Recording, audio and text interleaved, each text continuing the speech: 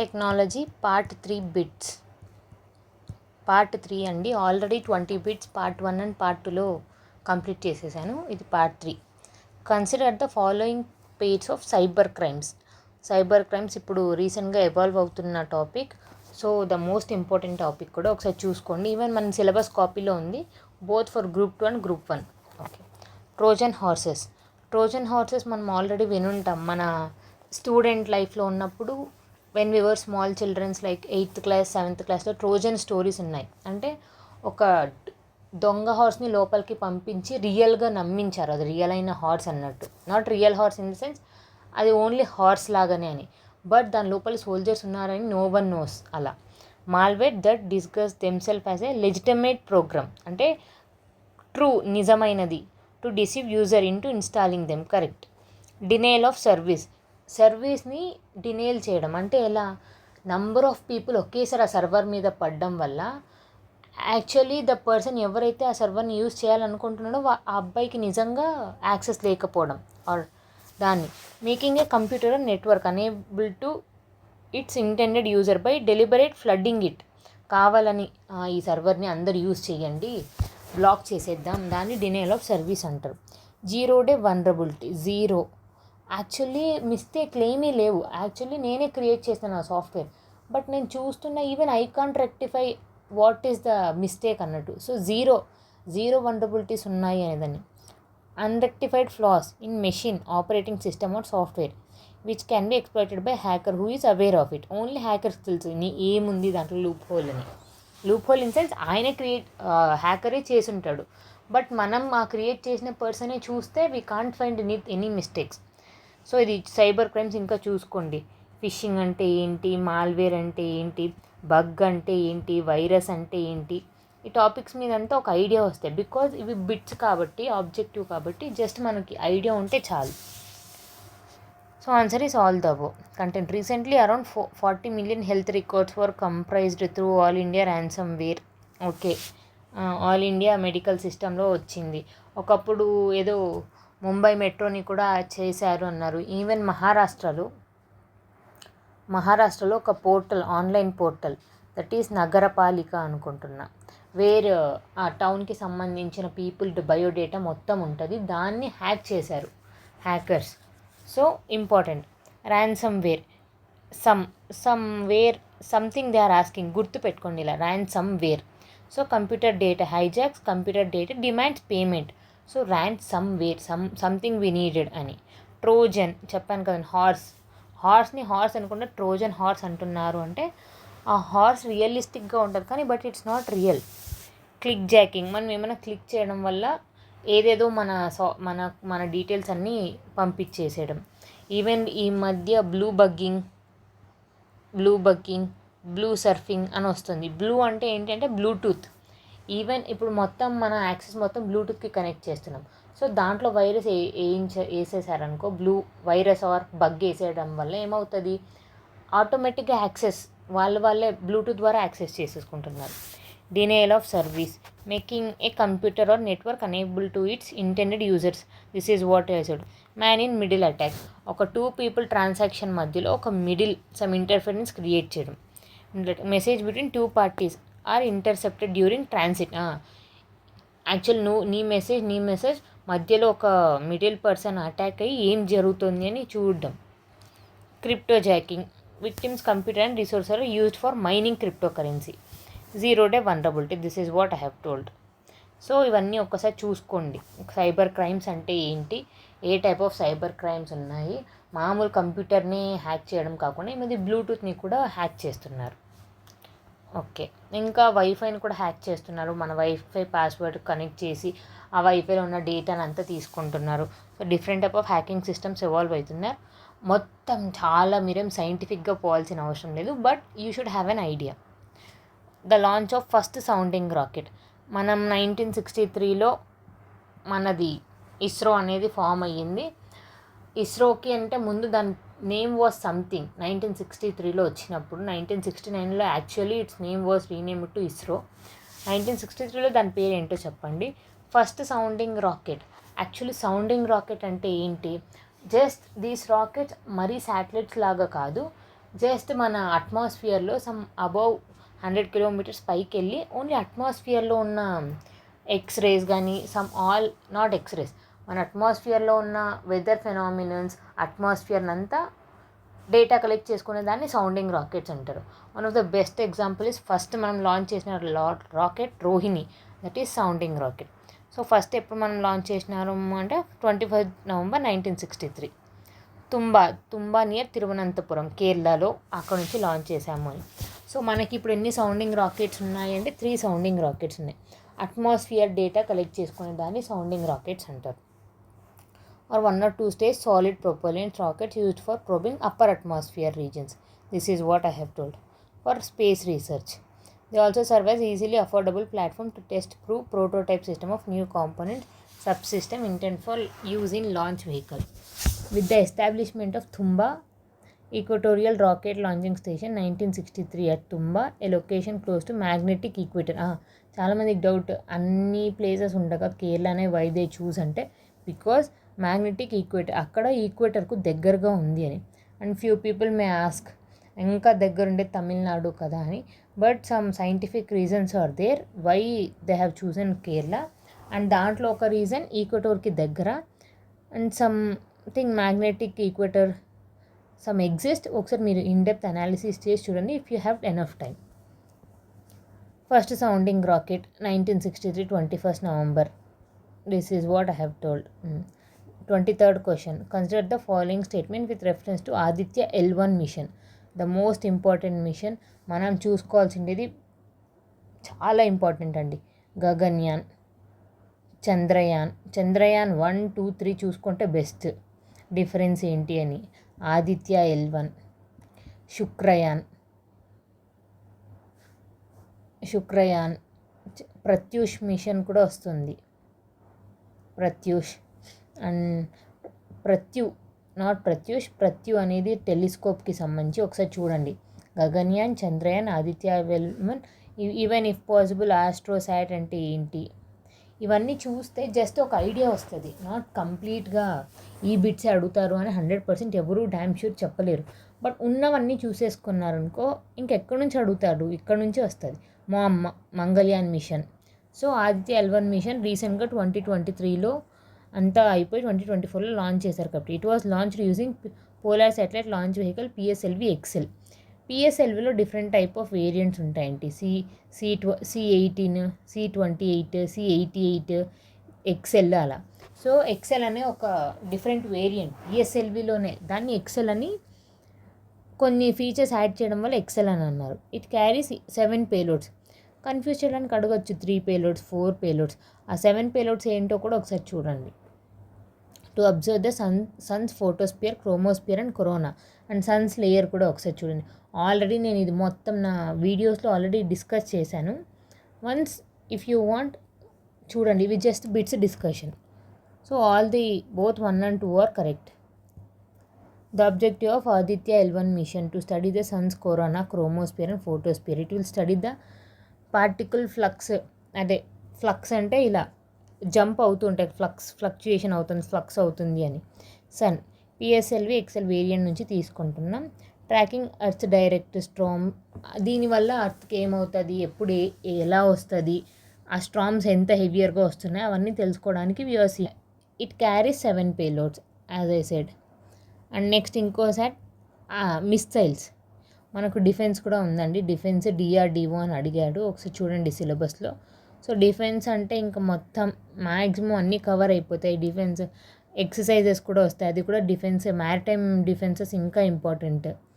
So Astra, so నేను ఎలా గుర్తుపెట్టుకున్నాను అంటే ASTRA, air to air missile.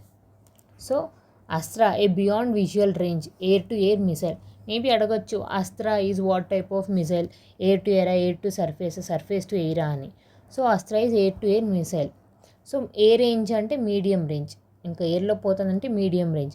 Air to air missiles అంటే ఏంటి అంటే కొన్ని లాంచ్ వెహికల్స్ సర్ఫేస్ నుంచి లాంచ్ చేస్తే అవి ఎయిర్లో వెళ్ళి ఫైట్ చేస్తాయి, దాన్ని సర్ఫేస్ టు ఎయిర్ మిసైల్స్ అంటారు.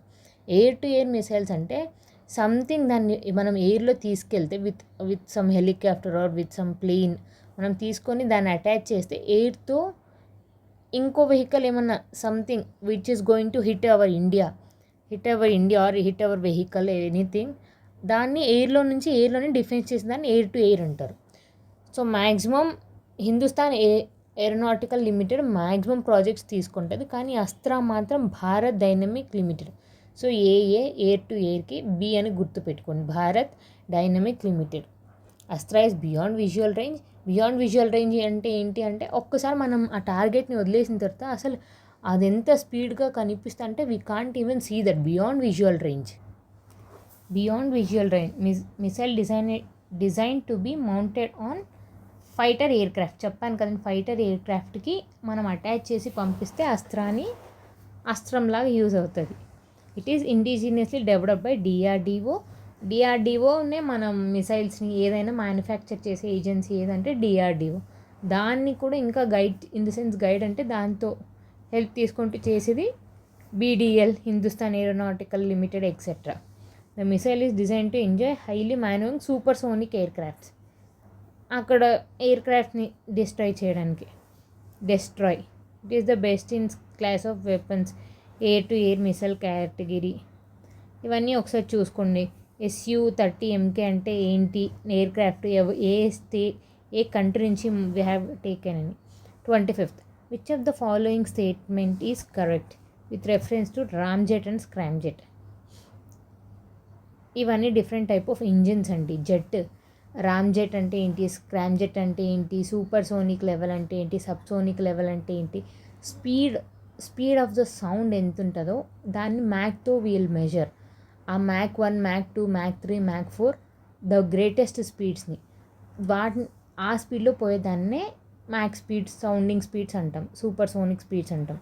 Both ramjet and scramjet engine does not have moving parts inside. Yes, both does not have moving parts. అసలు ఒక్కసారి ఇలా పోయిందా jet, there is no moving part. Ramjet moves at subsonic speed, whereas scramjet moves at supersonic speed. No, both moves at a supersonic speed, but there is a difference at different stages. Difference between ramjet and ramjet కంటే scramjet the most powerful because అది ఇంకా highest స్పీడ్ని కూడా tolerate చేయగలదు. ramjet the combustion in the combustion chamber happens at subsonic speed. ఇది రామ్కేమో subsonic, supersonic ఏమో at supersonic speed. Did you understand? రామ్జెట్లో fuel అనేది ఒక జెట్ అండి. రామ్జెట్ అదొక ఇంజిన్. మనం జెట్ ప్లేన్స్లో రామ్జెట్ అనేది ఒకటి యూజ్ చేస్తాం. అది సబ్సోనిక్ లెవెల్లో బర్న్ అయితే దాన్ని ఏమంటారు అంటే రామ్జెట్ అంటారు. సూపర్ సోనిక్ని at both does not have moving parts, both moves at supersonic speed. Only difference is at combustion stage. Did you get my point? Ramjet, scramjet ఒకసారి డిఫరెన్స్ కూడా చూడండి, the most important topic. Consider the following statement Venus. మనం ఇప్పుడు చూసుకోవాల్సిన main topics ఏంటి అంటే, మూన్కి ఏమేమి machines ఉన్నాయి, వీనస్కి ఏమేమి మిషన్స్ ఉన్నాయి. మ్యాక్సిమం మూన్ అండ్ వీనస్ ఎందుకు న్యూస్లో ఉందంటే, ఇండియా మనము ఒక టార్గెట్ పెట్టుకున్నాం ఖచ్చితంగా మనము వీనస్ కోసం. యాక్చువల్లీ మెర్క్యూరీ, వీనస్ మన అర్త్ యొక్క ట్విన్. ఆల్రెడీ నా ఫస్ట్ పార్ట్లో వీనస్ ఎంత ఇంపార్టెంట్, వీనస్ గురించి ఒక 1-2 బిట్స్ అడిగాను, ఒకసారి చూడండి. వీనస్ పంపడానికి ఒక శాటిలైట్ లాంచ్ చేస్తున్నాం. What is that name of that satellite అంటే శుక్రయాన్, శుక్రుడు. అర్త్కి మనకు నెంబర్ ఆఫ్ శాటిలైట్స్ ఉన్నాయి. మార్స్కి మంగళ్యాన్ పంపించాం. ఇంకా జూపిటర్, సాటర్న్కి ఇంకా we have not yet decided. Veritas USA. How I know అని మీరు అనుకోవచ్చు. నేను గుర్తుపెట్టుకున్న యూకి U and V relationship, UV rays లాగా. USA Veritas. అట్లని వెరిటస్ కాకుండా వేరే నేమ్ వీతో స్టార్ట్ అవుతే పెట్టేస్తాను అని కదండి, ఒకసారి చూసుకోండి. యుఎస్ అంటే వెరిటస్ అలా. చైనా, ఈకి Europe, EnVision is for Europe, so China is wrong. Shukrayaan is India.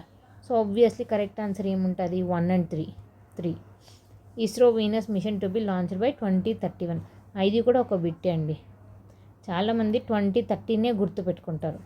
2030కే చాలా ప్రోగ్రామ్స్ ఉన్నాయి. 2031 ఇచ్చినారేంటి, వీనస్ డిఫరెంట్గా ఉంది అని రాంగ్ చేస్తారు. నో, రిమెంబర్, శుక్రుడు అంత మంచివాడు కాదు అని అనుకుంటారు కదా. So some odd day we're releasing, that is 31.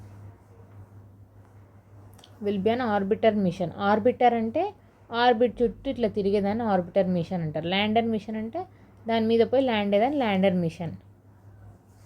High resolution దాంట్లో ఉండేదంతా ఇంకా ఊరికే తిరిగి వస్తుందా అండి, సమ్ రెజల్యూషన్స్. లేడర్ అంటారు. లేజర్ లైట్ని పంపించి ఎమిట్ చేస్తూ దాని డేటా కనుక్కొనేదాన్ని లేడర్. మ్యాక్సిమం అదే పంపుతారు. 2 other Venus mission, Veritas is of USA and vision ఆ షెడ్యూల్ సేమ్ 2031లోనే లాంచ్ చేయాలి అని అనుకుంటున్నాను. National policy and biofuels.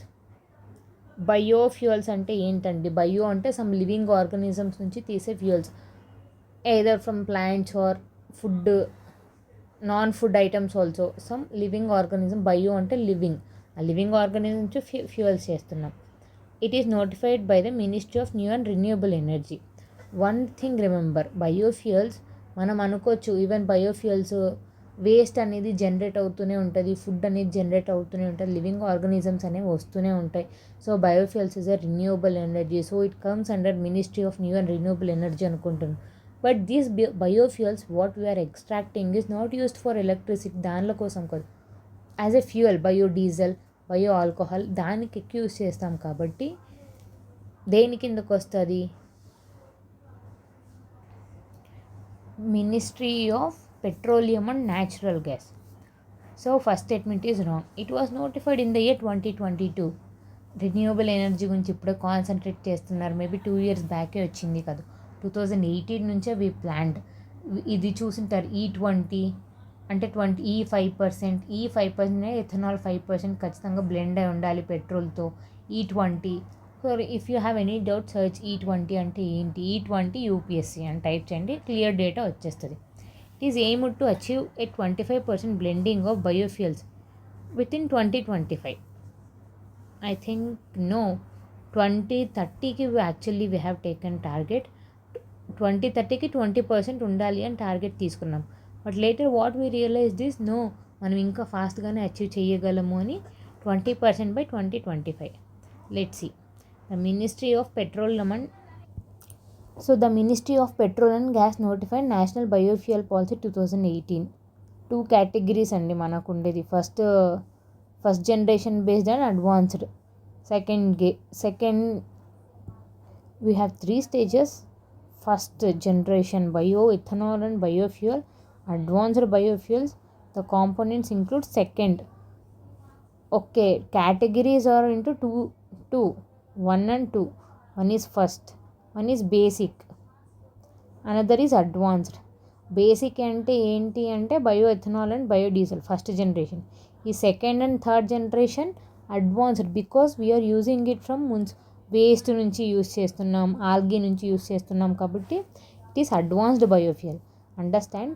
Actually 2 categorization ఏంటి, basic biofuels and advanced biofuels. Basic biofuels అంటే ఏంటి అంటే ఈ మామూలు ప్రోడక్ట్స్ నుంచి యూస్ చేయడం, సమ్ వుడ్ నుంచి అలా. So bio ethanol and biodiesel. Advanced is like solid waste management, వేస్ట్ని యూస్ చేసుకుంటూ చేయడాన్ని అడ్వాన్స్ అంటాం కాబట్టి second stage. This classification allows for financial and physical investment of each category. So national biofuel 2018లో వచ్చిన policy చెప్పాను కండి, 20% blend by 30.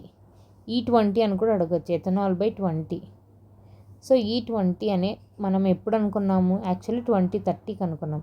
But we are performing good, so ఇంకా ఫాస్ట్ చేశారు. 2025 కల్లా we should be on page అని. Domestic. The policy primarily of guarantee consistent sufficient supply of domestic feedstock for producing biofuels. Waste to wealth. ఇది main concept. Biofuels ఏంటి అంటే waste to wealth. Okay. Which of the following institutions or organization initiated VSAT launch on board PSLV? PSLV C58తో కలిసి ఒక శాటిలైట్ని launch చేసినారు. What is the name of that satellite అంటే VSAT. VSAT అనే శాటిలైట్ని ఉమెన్ని represent చేసే satellite. ఎవరు పంపారు అంటే కేరళ ఇన్స్టిట్యూషన్ పంపించారు. Space club of Lal Bahadur Shastri institution technology for women's. So ఆ ఉమెన్స్ కాలేజే ఒక నాట్ ఉమెన్కి సంబంధించిన satellite, all group of women's కలిపి చేసిన satellite to study x rays UV rays దాన్ని చేయడం కోసం పంపారు. Earth surface study earth surface Kerala government పంపారు. Changes phenomenon in Kerala in view of badly affected.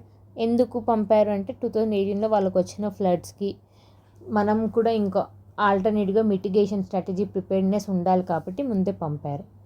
VSAT UV rays అవన్నీ చదువుకోవడానికి. సో ఇదొక women empowerment topic. So once look after that topic.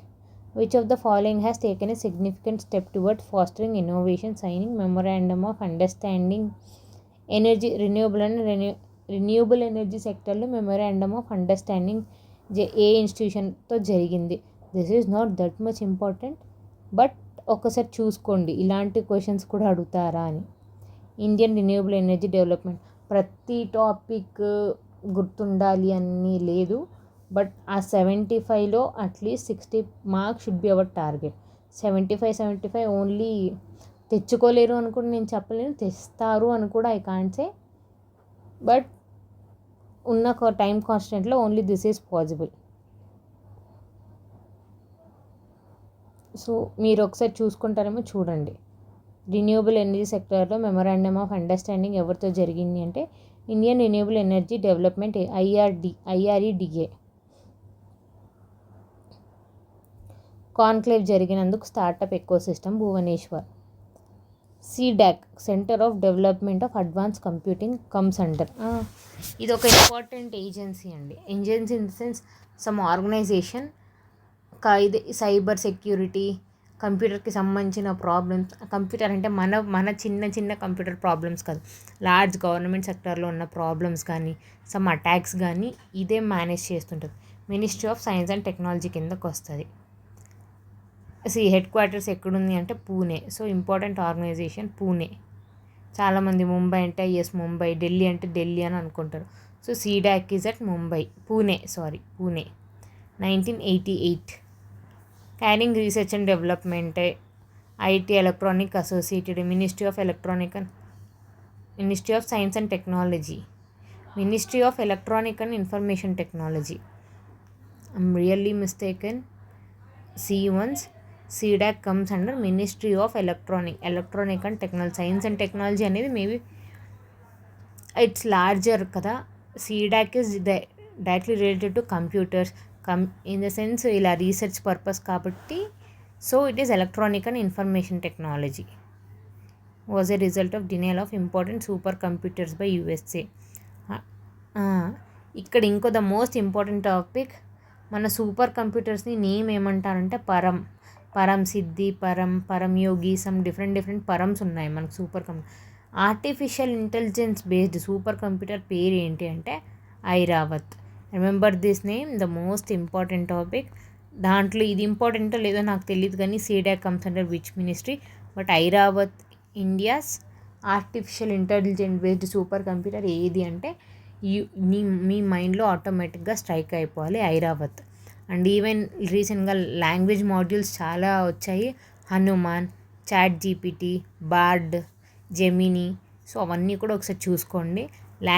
Schedule లాంగ్వేజ్ని translate చేసే మాడ్యూల్స్ని ఏమంటారు, ఆర్టిఫిషియల్ ఇంటెలిజెన్స్ని బేస్ చేసుకొని. So ఆ topics గురించి next వీడియోలో లెట్స్ డిస్కస్. Thank you.